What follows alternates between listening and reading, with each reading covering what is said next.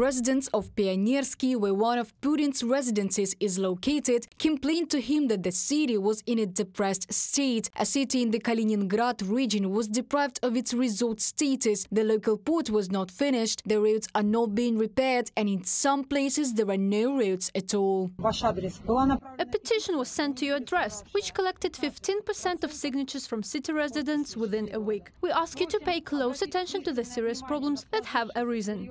Because of complaints like these, people in Russia become unemployed. In Novodvinsk-Arkhangelsk region, they are going to terminate the employment contract with the ambulance paramedic Pavel Selivanov. He was one of the 170 doctors who complained to Putin about low salaries. They receive less than 39,000 rubles, although according to the law, doctors should be paid about 71,000 rubles.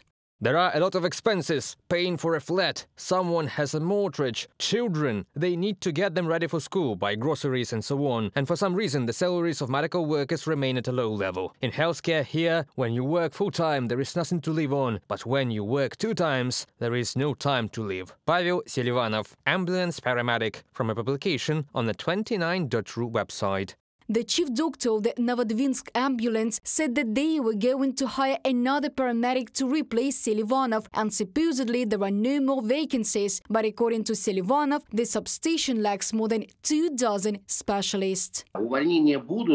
There will be dismissals due to the fact that the Kremlin held a closed meeting with the regions and they accordingly gave instructions to the specific places. If there are negative reviews now during the so-called circus with elections, then accordingly the heads of the bosses will roll. That's why everyone at the lowest level has been warned from the vertical of this power of the bosses that there should be no complaints, at least in the period until March 17th. Such a moratorium has been announced. And Russians have plenty of reasons to complain. In Rostov-on-Don, a state of emergency was introduced due to the collapse of the entrance to a residential building. Authorities evacuated 95 residents. The Ministry of Emergency Situations reported that the building was recognized as unsafe and subject to demolition back in 2020. Then allegedly, people were offered to move into a flexible fund, but they refused, says the head of the city administration, Alexei Logvinenko. Residents of the building called the mayor's statement a lie.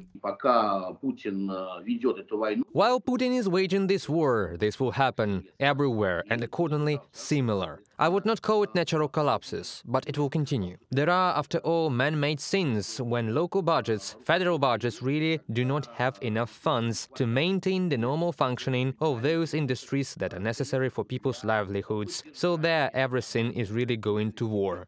In Siberia, volunteers help those in need to collect firewood so they can survive the winter. People live in private houses and they, like 2 centuries ago, have stove heating. These are pensioners, large families, people with disabilities, everyone who can't afford firewood. Our stove is heated with wood. The firewood machine costed 10,000 rubles for 5 cubic meters. We lived like this for 2 months. Moreover, the remains of the croaker helped. Now we are completely tapped out. There is enough wood left for a week and a half. I have no relatives. There is no one to wait for help from. We are doing what we can. Lyudmila Yaskova, resident of the Shalinskaya village, Krasnoyarsk region, from a publication by the Novaya Gazeta. Siberia contains 88% of Russian natural gas reserves, but Siberia is the most ungasified region of the country. Less than 17% of households here have access to gas.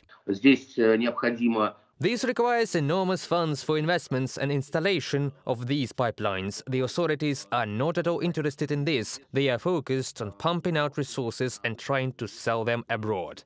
The power of Siberia gas pipeline pumps gas to China, but the residents of Siberia are not particularly promised any gas. For example, by 2027, gasification in the Irkutsk region is planned to be increased from the current 1% to 3.2%. And in the Siberian Federal District as a whole, blue fuel will have to be provided for 140 settlements. Reported by Diana Kolesnik, Yulia Bil, UATV News.